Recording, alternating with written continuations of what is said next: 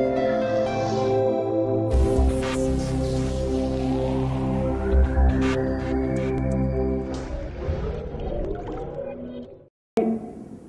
I want to speak to you for another 10-15 minutes is about how the world looks at us, the Indian economy and the mining industry in India.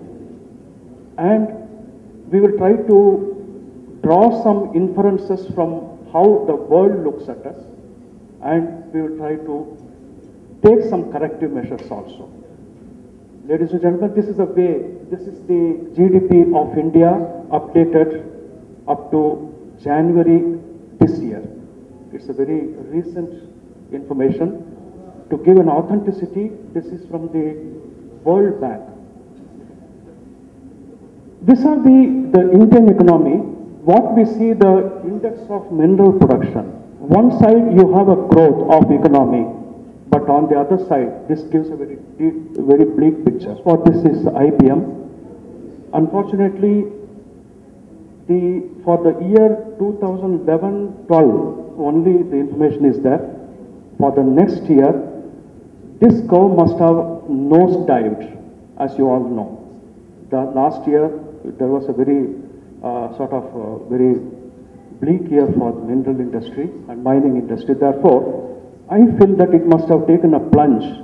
If we update this information, we will know how much it has taken the plunge. Well, this is the scenario. And next, let us see some vital statistics of Indian mining industry. The GDP, as I said, is about 1.824 trillion. It's in nominal terms, and it's the 10th in the world up to 2012. And if you see the purchase power parity, PPP, it's 4.684. This is, suppose somebody wants to buy something in India, that's called purchase power parity. Then the GDP growth is about 3.98. Government of India says it's about 5% or something, but this is what World Banks look at us, 3.984. I want to bring to you to very closely see some of the things written below that. The main industries is textiles, chemicals, food processing, steel, transportation equipment, cement, mining, petroleum, machinery, software, and pharmaceuticals. I think we should be extremely proud of that. The mining industry should be extremely proud of these main industries. But at the same time, if you look at the exports, we have exports worth $309.1 billion. That's in dollars. The export goods are, among other things, iron and steel, chemicals, vehicles, and apparel. And what is a paradox? You see, what we are importing, it's again iron and steel. Ladies and gentlemen, what does it mean? I think this we have to sit up and think. We are on one side, we are exporting steel, iron and steel, and at the same time we are importing steel and iron and steel. I think my friends from Tata Steel, RINL, SIAL, and all that, they have an answer for this. We should seriously, the main difference what it makes is the lack of technology. Our finished products are something which we ourselves cannot use. We need to seriously think about this. And the mining industry and beneficiation and whoever is in this field have to seriously think about this aspect and take the corrective measure. This is the main constraint which the mining industry is facing today. And until and unless we take corrective measures, we will not be able to bring down the import bill. Import bill is one thing which is bothering even Government of India. You can see the difference. How much is the import bill? More than $500 million, whereas export is about only 300. So therefore, this deficit has to be covered, and the mining industry has to necessarily do something. Number one, to bring down the import bill and bridge this gap between the export and the imports. Next. Well, let us talk about the Indian mineral scenario. We produce 87 minerals. It's given at $43 billion in 2011-12. We have not updated that. It approximately comes to about 2,325 billion rupees. I think it's quite large. But then, in spite of that, what we are doing, we are contributing is only 1.94. There may be a little marginal increase in this last year. I am not very sure. The IAP in terms of absolute monetary value has to be given by the CSO. Then only we will know about this.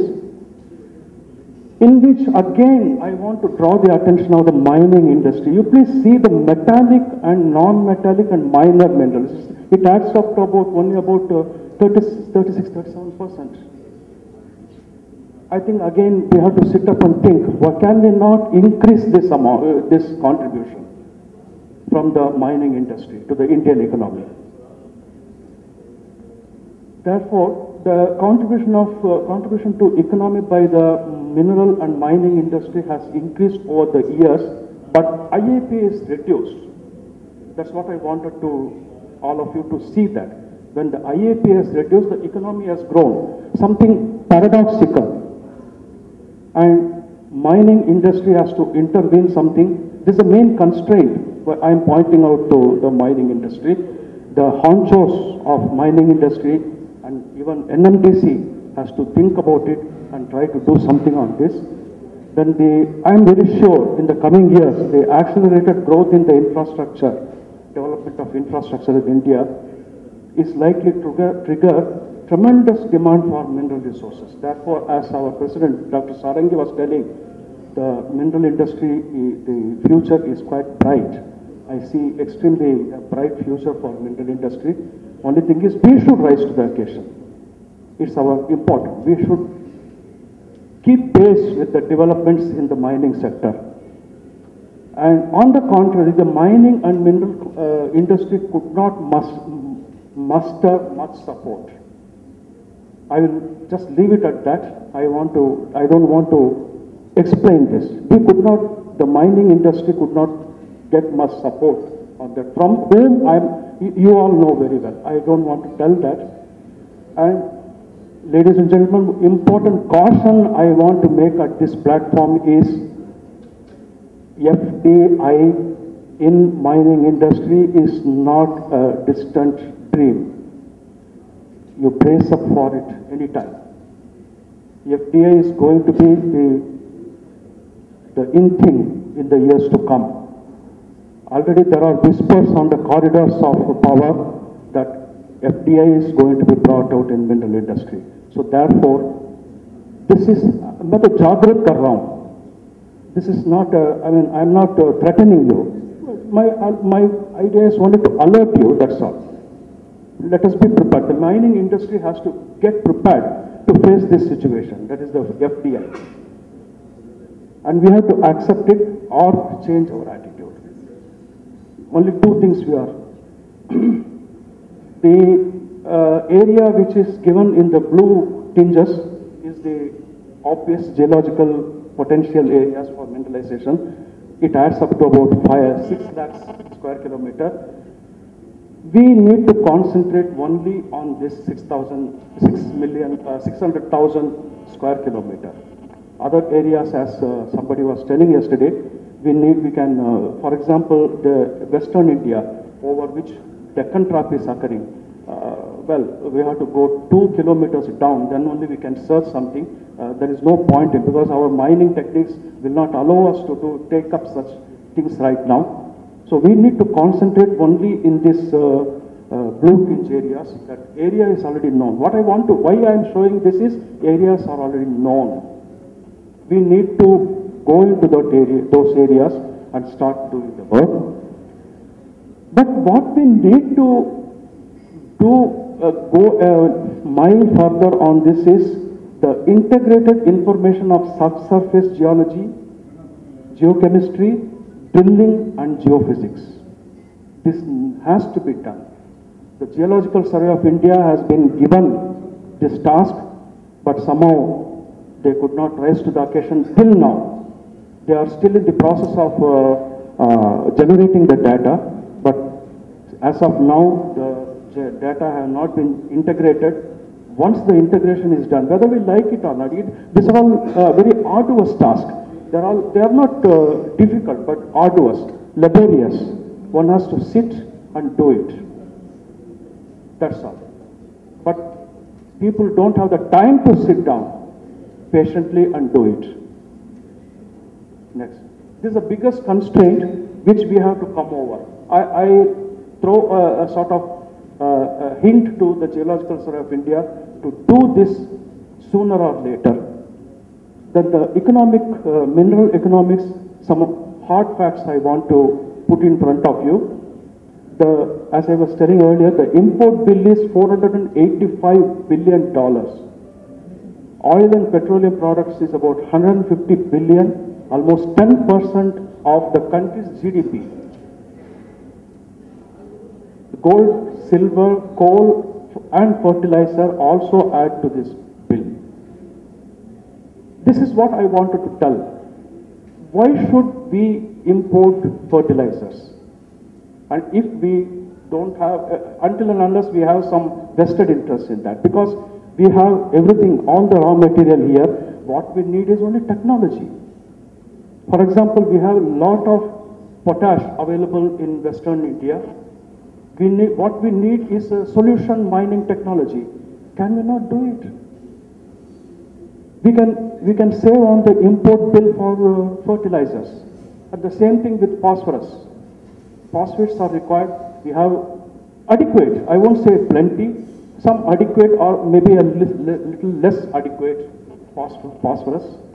We can definitely bring down our import bill if we equip ourselves with the latest technology available in this. We are highly vulnerable for an economic meltdown. Already we are into that. Therefore, India can produce all the key imported resources indigenously at about 15 to 20% of the import cost. This is the most important message I want to give this august body. And we can save at least 300 billion on yearly basis. And we can add $1 trillion, ladies and gentlemen. It is not a joke. If we try to go on this, we can add $1 trillion to the economy of India. Therefore, it is our duty that those in the mining sector have to, I'm not only giving the constraints, but I am also telling who is responsible for that. I am trying to give the remedy for that. Next, please. The constraints in reducing import bill and finance to the mining industry and possible remedial measures. Remedial measures are this: we produce only 20% of natural resources. We have to increase this production. India spends about $50 million in greenfield mineral exploration against India's $2 billion. Who is responsible? Why can't we ask the government of India to allocate more funds for this greenfield exploration? Until and unless we ourselves form a sort of pressure group and ask the government of India is not going to wake up and they will not give on their own. They want to cut down already. About 800 to 900 crores in the last 60 years of independence only has gone into exploration. Just imagine how much of things we are exploiting and how much we have spent in the last 60 years after independence. This low spending adversely impacts the mineral and mining industry. That's the reason, ladies and gentlemen, I wanted to tell that the mining industry has to form a pressure group and at least negotiate with the government of India to allocate more planned funds. I'm not discussing only the constraints. Constraints is, everybody knows the constraint. But this is the best remedy for that. We ask for more funds from the plant fund. Consolidated Fund of India cannot give, but at least plant fund can be given. We have about 3.5 billion tons of bauxite, the third largest in the world, but we annually produce only 1.5 million tons.